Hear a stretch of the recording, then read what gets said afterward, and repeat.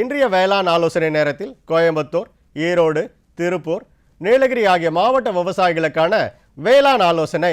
மேற்கு மண்டலத்தின் அனைத்து மாவட்டங்களிலும் அடுத்த 5 நாட்களுக்கு மழையில்லாத நாட்களுடன் குளிர்ந்த காற்றானது மணிக்கு 6 முதல் 10 கிலோமீட்டர் வரையிலும் வீசக்கூடும்.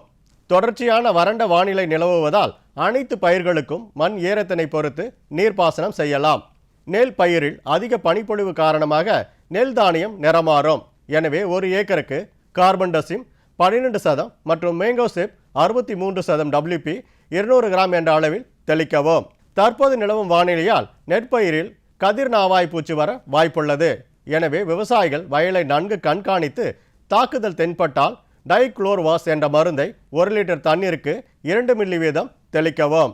அதிகபட்ச வெப்பநிலை 32 டிகிரி சென்டிகிரேட் அளவில் எதிர்பார்க்கப்படுவதால் பிப்ரவரி 2ஆம் வாரத்தில் கோடை இரவையில் சாகுபடி செய்வதற்கு TMV 4, TMV 6 மற்றும் SVPR 1 ஆகிய ரகங்களுக்கு ஏதுவாக ஒன்றை தேர்ந்தெடுத்து விதைக்கவும்.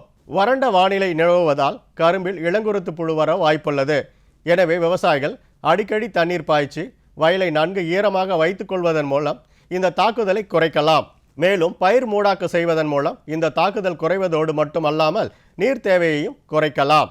பெண் பூக்களை அதிகரிக்க கொடி வகை காய்கறி பயிரில் எத்ரெல் 100 ppm அதாவது 10 லிட்டர் தண்ணீரில் 1 மில்லி கலந்து 15 நாட்கள் இடைவெளியில் 4 அல்லது 5 முறை நிலத்தில் போதுமான ஈரம் இருக்கும் பட்சத்தில் தெளிக்கவும்.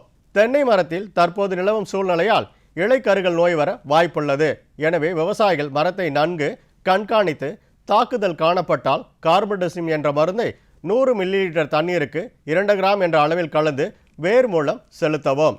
தற்போது நிலவும் வானிலை மாமரத்தில் புகையான் தாக்குதல் வர வாய்ப்புள்ளதால் 1 லிட்டர் தண்ணீரில் இமிடாக்ளோபிரிட் 17.8% SL 0.3 மில்லி லிட்டர் என்ற அளவில் தெளிக்கவும். கால்நடைகளுக்கு 30 முதல் 50 கிராம் தாது உப்பு கலவையை தீவனத்துடன் கலந்து கொடுப்பது உற்பத்தியை மேம்படுத்தும்.